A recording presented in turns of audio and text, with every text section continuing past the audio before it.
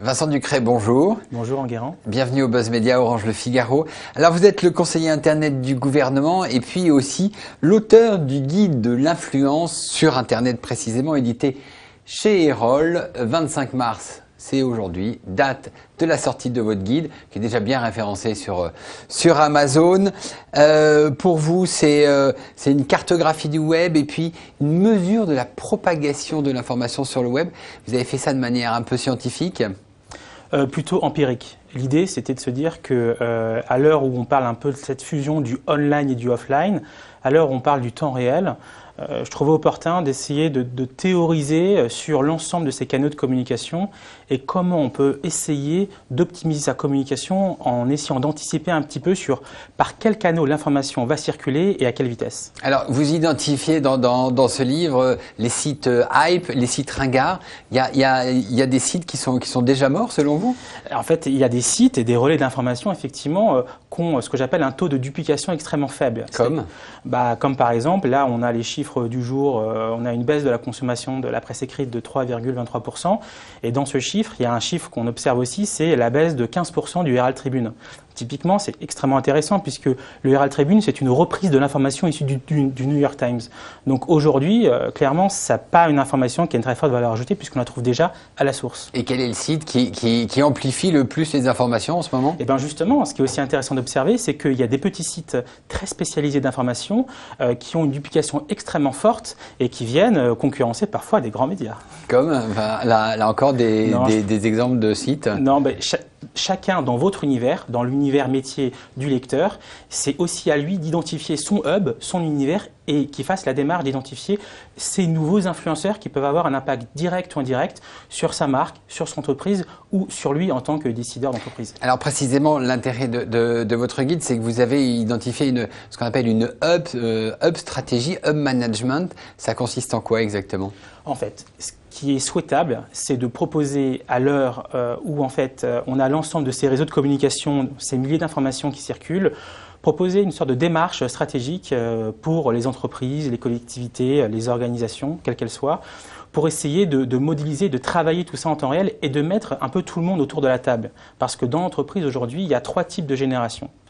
La génération des baby-boomers qui arrive avec tout un certain un historique un petit peu en termes d'usage des médias, la génération X et la génération Y. Ils utilisent des outils différents, ils utilisent des méthodes de travail différents et l'idée c'est d'encourager les interactions entre ces 3 générations au sein de l'entreprise. Et alors, ce sont les vieux ringards qui doivent diriger ça ou alors ce sont les jeunes qui sont nés dans le web 2.0 qui doivent diriger ? Pas forcément. En fait, ce qui est très intéressant, c'est qu'on observe que sur tout ce qui est post un petit peu Internet, on va retrouver la génération Y, tout ce qui est post-média, on va retrouver un peu la génération X, et puis après, tout ce qui est décideur, influenceur, on retrouvera un peu les baby-boomers.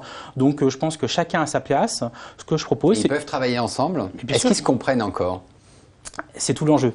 L'enjeu, c'est de se dire que c'est pas perdu et qu'on peut tout à fait encourager ces interactions entre ces personnes en travaillant sur une méthode commune et sur un partage et sur un savoir commun. Alors, vous êtes conseiller Internet du gouvernement. Je voulais vous poser la question, quelles leçons vous tirez de ça dans la communication politique sur Internet ? Ce qu'on observe, c'est 2 grandes choses. Déjà, c'est la différence entre une communication politique en termes de campagne et de mobilisation et une communication dans le cas où en fait on est au gouvernement. Donc institutionnalisé. Institutionnel, ça n'a pas à voir, ça n'a rien à voir. Et on l'observe très bien aux États-Unis par exemple avec Obama puisque on a beaucoup communiqué sur le nombre de vidéos, de vues en termes de campagne et on s'aperçoit aujourd'hui qu'en tant que président, il est beaucoup plus difficile pour lui de maintenir ce lien et que le nombre de vues sur YouTube ou d'autres chaînes en ligne sont beaucoup plus faibles que pendant la campagne. Donc c'est toute la difficulté et c'est toute la différence entre d'un côté le buzz qui est de l'éphémère, qui est très quanti, et l'influence qui est très quali et qui est sur la mise en place d'une relation, d'une interaction avec des personnes, avec les citoyens. Alors vous aviez fait la page Facebook de Nicolas Sarkozy, ça fonctionne ? Alors j'avais initié il y a 2 ans effectivement une page assez neutre avec juste la photo et les éléments du président. Elle a rencontré un certain succès et donc maintenant elle est gérée directement par les équipes du président. Qui ont repris le relais, c'est ça ? Voilà, exactement. Bon, est-ce que pour les entreprises, le web est un moyen à la fois efficace et peu cher de communiquer? Le web est un relais incontournable pour l'entreprise. Dire que c'est peu cher, c'est pas forcément opportun. L'idée, c'est de dire qu'il y a des angles qu'il faut bien définir en amont.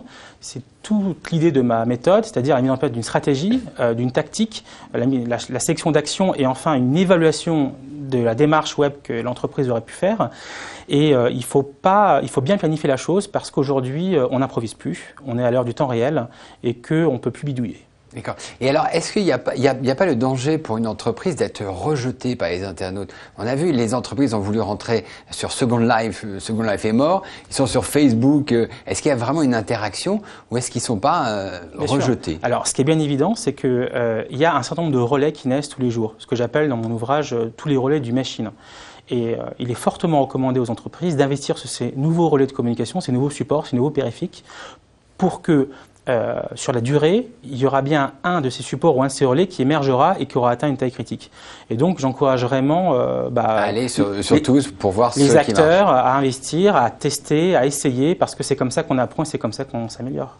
Vincent Ducret, je vous remercie et nous nous retrouvons demain avec un nouvel invité du Buzz. Merci, bonne journée.